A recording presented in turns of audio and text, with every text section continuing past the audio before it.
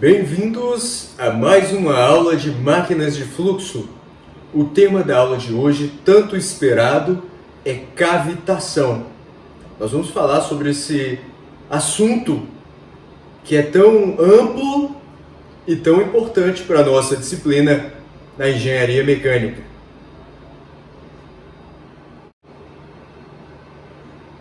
Vamos lá, turma? Aqui foi feita uma aula um tanto quanto resumida sobre o assunto de cavitação, de modo que vocês tenham um entendimento desse assunto e tenham margem para pesquisar, para estudar em outras fontes. O objetivo maior aqui é que vocês tenham um entendimento geral da cavitação e estejam aptos a aprofundar no assunto mediante a demanda. Tá? Vamos seguindo então. Sobre a cavitação. É interessante nós começarmos com um problema. Por isso, problem, ali em cima. A respeito da cavitação, vou apresentar aqui algumas afirmativas. A primeira, a cavitação provoca a queda do rendimento das instalações de bombeamento. Será que isso é verdade ou será que isso é falso? Segunda, nas bombas radiais, uma das preocupações para se evitar que ocorra a cavitação é a utilização de um motor com poucas pás. Será que isso é verdadeiro ou será que isso é falso? Terceira, nas bombas radiais de múltiplos estágios, a cavitação pode ser evitada. Adotando-se um pequeno valor para a altura de elevação a cargo de cada motor. Será que isso é verdadeiro ou será que isso é falso? Nós temos que ser capazes de responder essas perguntas ao final da aula de hoje. Então vamos começar com a introdução, falar propriamente do fenômeno da cavitação e para o final vocês vão saber o que é esse MPSH. Então vamos lá, introdução. O que é a cavitação? Alguém aí sabe? É um exercício interessante se algum de vocês tentar responder isso enquanto eu estou falando aqui. Será que vocês sabem? Já ouviram falar? Quando vocês ouviram falar desse assunto? Foi na área de fluidos? Tem cavitação em outras áreas do conhecimento. E o que é ebulição? Por que eu coloquei ali ebulição? Isso tem alguma coisa a ver com a cavitação? Comparar cavitação com ebulição. Será que cavitação é uma coisa boa? Ou será que cavitação é uma coisa ruim? Vamos lá. Antes de eu responder para vocês a primeira pergunta, eu vou começar pela segunda. O que é ebulição? Eu acredito que é mais fácil que vocês saibam o que é ebulição do que cavitação. Quem nunca ferveu uma água? Para fazer um café, por exemplo, o que você faz lá? Você pega uma água, temperatura ambiente, coloca lá no recipiente, você vai utilizar para ferver, né? Liga lá, acende o fósforo, o elétrico, você liga lá o fogo, né? E o que acontece? Você está alterando a temperatura da água ou você está alterando alguma outra propriedade? Não é a temperatura que geralmente nós controlamos para colocar aquele líquido em ebulição? Estou pegando a água lá, ela tem as propriedades dela, pressão, temperatura, entre outras. Eu estou na pressão atmosférica, eu vou alterar a temperatura, vou aquecê-la. E eu sei que na minha pressão, eu consigo fazer a água entrar em ebulição quando ela chega a 100 graus Celsius. Não é verdade? E o que é a ebulição? Eu não estou mudando o estado líquido da água para um outro estado? E nessa mudança de estado não formam-se bolhas antes dela efetivamente virar o gás? Ótimo! Então você sabe o que é ebulição. E uma forma de obter ebulição, por exemplo, por meio do aumento da temperatura. E cavitação, o que é? E se eu te dissesse que dá para a gente fazer a água entrar em ebulição não mudando, não aumentando a temperatura dela, mas modificando a pressão. Eu mantenho a temperatura e agora eu vou modificar a pressão. O que eu teria que fazer? Aumentar a pressão ou diminuir? Pessoal, pensa que nós temos um líquido, pode ser a água, mas um fluido, líquido. Tá? Para mudar essa matéria para gasosa, para o estado gasoso, eu preciso aliviar pressões. Porque quando nós comprimimos um gás, ele tende a se tornar líquido. Então, se eu quiser ebulir, fazer entrar em ebulição o fluido, sem mexer na temperatura, eu tenho que diminuir a pressão. Despressuriza e diminui a pressão para poder fazer bolhas e virar gás. A cavitação ocorre justamente nessa situação.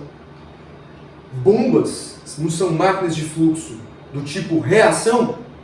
Nós já falamos sobre isso em aulas passadas. Então, não é da natureza delas alterar a pressão do fluido? Acontece, nas bombas, nós vamos aumentar a pressão do fluido. Mas tem uma situação.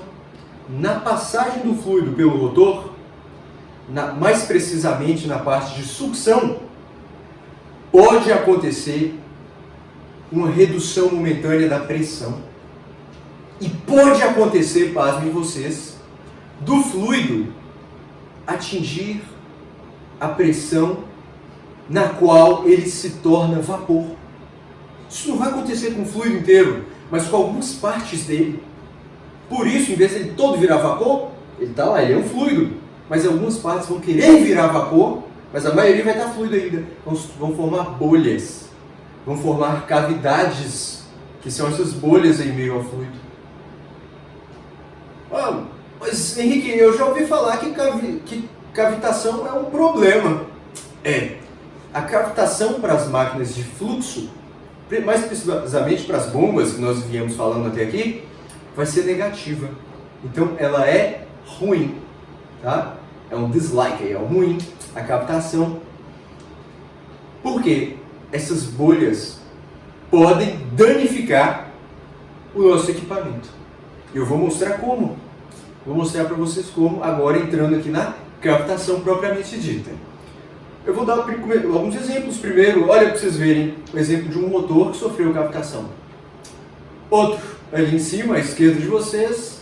Outro mais aqui para o meio. Diferentes rotores, o efeito da cavitação deles. Agora atenção para um esquemazinho aqui da bolha. Bolha se formando. Tá? Então na cavitação pode acontecer essa formação das bolhas e elas se colapsam, explodem. Elas podem explodir espontaneamente ou em contato com o metal, com os componentes do nosso equipamento, da nossa máquina. Uma bolhazinha aqui, outra ali, não dá nada não. Mas quando nós temos várias e com uma grande frequência, um estrago aqui e outro estrago ali, né? Vocês já ouviram aquele ditado, né? Um elefante incomoda muita gente e 2 elefantes incomodam muito mais. Uma bolha pode não incomodar, mas centenas de milhares de bolhas incomodam pra caramba. E isso é a cavitação. Então, o fenômeno da cavitação, pessoal, presença de rarefações. É a forma técnica da gente explicar isso. Então, nós vamos dizer que acontecem rarefações. A pressão do líquido em um ponto da instalação, mais precisamente na parte de aspiração ou sucção, a pressão do líquido vai igualar a pressão de vapor. É a pressão necessária para aquele líquido virar vapor, dada uma temperatura constante. Então aqui, graficamente, momentaneamente, durante a sucção, a pressão do líquido ela vai passar por uma baixa antes de aumentar, e isso vai gerar rarefação, vai fazer aquela bolha que pode explodir e gerar problema. Formação de bolsas, bolhas ou cavidades. Daí vocês entendem o nome, cavitação. Ok? Colapso em regiões de grande pressão, então diminuiu a pressão, formou a bolha. Aí vai passar por uma parte que vai aumentar a pressão. Estoura a bolha. Né? Então esses núcleos de vaporização ou a cavitação, né, isso vai proporcionar cavidades nas paredes do material. Então o nome cavitação não é só de formar a bolha, cavidade bolha, mas a cavidade que ele vai ocasionar no nosso material, principalmente no rotor. Tá? Em torno de... Outra coisa, quando nós temos impureza no fluido, nós estamos facilitando a possibilidade de ocorrer cavitação. Aquela impureza, ela desequilibra o sistema do fluido e a situação de temperatura e pressão em torno da impureza é discretamente diferente do restante do líquido. Isso geralmente predispõe à formação de uma bolha, tá? Naquela região de impureza. Ok? Ótimo, aqui uma situação, uma imagem de um rotor, né? Tá em inglês, vocês conseguem ver rotation of impeller, tá? Ele está girando, aí vocês veem ali. Eu quero que vocês olhem primeiro esse retângulo azul mais próximo de mim. Vapor bubbles, bolhas de vapor se formam, né? Quando tem uma diminuição da pressão, na aspiração, na sucção. E mais para frente, na hora que essas bolhas estão passando, atravessando as pás do rotor, indo para a tubulação de recalque, né, vai aumentar a pressão e elas vão invariavelmente colabar, collapse bubbles, em vermelho, mais no meio. Então essas bolhas se formam e elas colabam. Uma ou outra não dá nada, mas centenas de milhares, muita frequência, aí vai um estragozinho aqui e outro ali, a bomba rodando, os dias passam e o estrago só aumenta. Tá legal? Então, pessoal, sobre a cavitação, quando ocorre a cavitação, a bomba precisará de uma potência de eixo maior para manter a mesma vazão e carga, para manter a mesma vazão e carga. Carga é aquela energia altura manométrica. O que acarreta uma queda no rendimento. Vocês lembram da equação? Nós falamos em aula passada, né? A potência é igual a peso específico, vazão, carga ou energia, altura manométrica, sobre rendimento. Lá à esquerda de vocês. Se nós temos uma demanda maior de potência, né, ela é inversamente proporcional ao rendimento. O rendimento cai. Então isso justifica a maior demanda de potência, porque nós perdemos rendimento. Então cavitação, ela compromete o rendimento. Pode ser que vocês vão ler um artigo mais atualizado, um livro texto, lá vai falar que um pouquinho de cavitação, o início do processo, até aumenta um pouquinho o rendimento. Tá? Mas isso é muito passageiro, isso é muito rápido. O que vocês precisam entender é que a cavitação compromete o rendimento, ela diminui o rendimento. Tá? Eu estou fazendo essa ressalva, porque um pouquinho de cavitação ali no início do processo pode até aumentar um pouquinho o rendimento. Mas o importante é entender que diminui. Cavitação compromete o rendimento. Tá? Existem algumas considerações teóricas sobre a cavitação. Acontece que elas falham por algumas razões. Como vocês acompanham no texto aqui do lado, nós temos alterações nos campos de velocidade que tornam o processo difícil de ser previsto. Então, existem alterações nas pressões esperadas para aquela instalação. Tá? Vai culminar em desgaste do material por choque de partículas e os efeitos vão ser visíveis, audíveis e mensuráveis. Né? Vou aumentar essa figura ali. Na cavitação, nós vamos começar, quando nós vemos uma bomba que está sofrendo de cavitação, nós começamos a ouvir um barulho que nós chamamos de crepitação. Nós começamos a escutar crepitações. O que é um barulho de crepitação, Henrique? Vocês devem estar se perguntando. A crepitação se assemelha muito ao roçar do cabelo. Um fio de cabelo roçando no outro. Quem tem um cabelo maior vai perceber isso. Se o cabelo for curto, igual o meu, ou mais curto, talvez não consiga fazer isso para escutar. Mas se assemelha também ao som de uma lareira. O fogo, uma fogueira, uma lareira, você está crepitando. É aquele barulho, é o barulho de crepitação. Se prolongar muito, sem nós resolvermos o problema, nós vamos escutar a instalação, a bomba, o motor, a tubulação martelando. Então evolui de uma crepitação para um martelamento. Vocês já veem que a coisa está muito feia, está séria, né? O especialista, o engenheiro mais, ou o técnico, o engenheiro mais acostumado, na crepitação já vai ver que tem problema. Agora o martelamento, qualquer orelha seca que estiver passando perto da bomba vai falar, ó, tem alguma coisa errada. Esses são a parte auditiva do fenômeno. Ainda nós vamos observar uma percussão das partículas, dá para perceber esse movimento. E com o passar do tempo, nós vamos ver a bomba vibrando, nós vamos ver a coisa vibrando mesmo, tá? E se modificado numa fase inicial, nós vamos observar pequenos desgastes. Com o tempo, vai acontecer remoção de material, igual aquelas imagens que eu mostrei para vocês no início da aula. Existem algumas explicações hipotéticas, isso dificilmente vai ser cobrado em prova de vocês.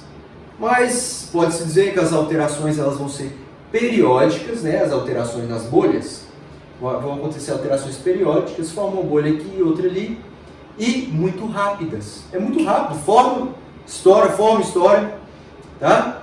Concorre para o enfraquecimento da estrutura cristalina do metal, do material da bomba, com esse colapso de bolhas, né? Então, vocês têm que entender que tem alta frequência envolvida, uma elevação da temperatura local pode predispor, facilitar, redução da resistência cristalina do material, do rotor, das pás, desgaste das partículas do material, que vai culminar naquele dano, tá bom? Isso aqui são imagens que eu extraí de um artigo recente do ano passado. Vocês verem, já faz tempo que a cavitação é conhecida, mas ainda hoje nós vemos trabalhos sendo publicados com novas evidências, reforçando alguma coisa que foi uma hipótese no passado, ou colocando alguma coisa nova. O fato é, cavitação, apesar de nós conhecermos o fenômeno por alto há muitos anos, ainda tem muita coisa desconhecida, ainda tem muita margem para estudo desse fenômeno. Então esse aqui é de um artigo publicado no ano passado, que é intitulado Effect of Impeller Blades, Number on the Performance of the Centrifugal Pump. O que é isso? É o efeito do número de pás do rotor na performance da bomba. E, entre outras conclusões dos resultados desse artigo, eles confirmaram, na verdade, isso já era sabido, eles confirmaram que a cavitação tende a diminuir a chance de cavitação, a ocorrência dessas bolhas, em função do aumento do número de pás do rotor. Então, um motor que tem mais pás tem menos chance de ter cavitação do que um com menos pás. Tá legal? Por isso que eu ilustrei aqui a análise numérica que foi realizada, tá? Então a cavitação nós sabemos que ela vai diminuir o rendimento, ela vai resultar em vibração do nosso sistema motobomba, tá? Vai desencadear ruído, né, da crepitação até o martelamento, e ela corrobora com o fenômeno de aleatoriedade. Fica tudo aleatório, tá legal? A cavitação, aqui é uma ilustração de um experimento, um exemplo de um experimento que vocês conseguem ver aqui do meu lado. Só um instante, um negócio técnico aqui. Vocês conseguem ver aqui do lado. Foi um experimento realizado numa instituição, mostrando que a voluta de uma motobomba transparente, para ser observada as bolhas se formando, só a título de curiosidade. Talvez vocês não consigam ver muita coisa aqui no vídeo não, tá legal? Precauções sobre a cavitação. Pequena diferença, algumas precauções que nós podemos tomar para lidar com a cavitação. Pequena diferença do diâmetro de entrada versus o diâmetro de saída das pás do rotor, tá? Às vezes as pás do rotor elas não são paralelas, o diâmetro de entrada tem o diâmetro de saída não, tem uma diferença, a função de uma inclinação das pás. Quanto menor essa diferença, menor a ocorrência de cavitação. Uma outra precaução é ter um número suficientemente grande de pás no rotor, como eu falei para vocês, mais pás, menor chance de cavitação. E em bombas de múltiplos estágios, quando nós precisamos utilizar bombas com muitos rotores, mais de um rotor, um pequeno valor para a altura de elevação calculada a cargo de cada rotor é melhor no âmbito de prevenir a cavitação. Vamos ver se a gente consegue resolver aquele problema que eu mostrei para vocês aqui no início da aula. Acontece que esse problema foi uma questão de concurso, né, da TernoRio 2009, foi uma prova da Sesgran-Rio, concurso lá da empresa lá no Rio de Janeiro, para engenheiro de termoelétrica júnior. Foco é formado em engenharia mecânica, na prova de mecânica. Lá dizia, acompanha comigo lendo aqui, o fenômeno da cavitação ocorrente nas instalações de bombeamento que utilizam bombas centrífugas pode provocar corrosão, desgaste, remoção de partículas e destruição de peças de rotor e da bomba. A respeito desse fenômeno, analise as afirmativas a seguir, que se seguem. Aí está lá, a primeira afirmativa. Leem e tentem responder em função da nossa aula. Então, a cavitação provoca a queda do rendimento das instalações de bombeamento? Correto? Nós falamos isso, não é verdade? Nas bombas radiais, uma das precauções para se evitar que ocorra a cavitação é a utilização de um motor com poucas pás. Isso é verdade? Não, muito pelo contrário, mais pás é melhor. Olha a terceira aí. Nas bombas radiais de múltiplos estágios, a cavitação pode ser evitada adotando-se um pequeno valor para a altura de elevação a cargo de cada rotor. Nós falamos também que é correto. Tranquilo? Então, bomba radial, vocês sabem o que é de aulas passadas. Os outros conceitos de cavitação foram vistos hoje. Então, estaria correto a 1 e 3 somente, né? Outra questão, concurso da Petrobras 2012, também uma prova da Sesgran-Rio, a instituição que elabora essas provas, são consideradas provas difíceis, provas elaboradas pela Sesgran-Rio. Engenheiro de equipamentos júnior, também engenharia mecânica.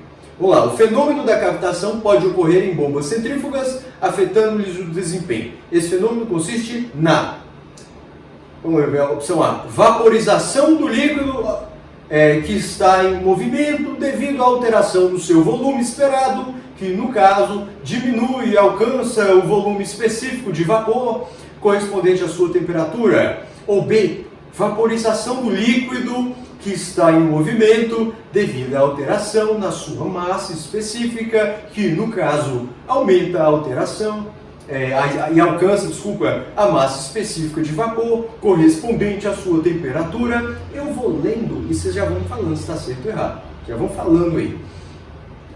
Solidificação de um líquido que está em movimento devido a alterações na sua condutividade térmica, que no caso aumenta e alcança a condutividade térmica de sólido correspondente à sua pressão. Solidificação do líquido que está em movimento devido a alterações da sua temperatura, que no caso diminui e alcança a temperatura de sólido correspondente à sua pressão. Ou vaporização do líquido que está em movimento devido a alterações na sua pressão, que no caso diminui e alcança a pressão de vapor correspondente à sua temperatura. Vocês perceberam qual está certa? A primeira está errada, a segunda está errada, a terceira e a quarta está certa, a letra E. Percebam que até na hora de escutar vocês já perceberam uma diferença, que a E estava certa. TV de casa descobriu o que está errado nessas outras. Qualquer dúvida podem postar na plataforma. E qual seria a solução para a cavitação, pessoal? Alguém sabe? O que é isso? Quem é você? Eu sou você. 2 dias no futuro. Mas... eu vim trazer boas notícias. O futuro vai ser melhor. Agora, com relação à cavitação, eu vim enfatizar a questão de prevenção. Na próxima aula nós vamos falar sobre NPSH. Vai estar fazendo uns 22 graus e vocês vão ver que é um assunto muito bacana. Tá legal? Até lá. Bom, mas espera aí. Eu nem tive a chance de perguntar qual o número da loteria. Ou como é que vai... Enfim, é cada coisa, a gente só vê isso em época de aula à distância, né? Eu acho que vale a pena ver até o final. O meu jeito é me despedir, né? Por hoje é só, pessoal. As referências. Até a próxima.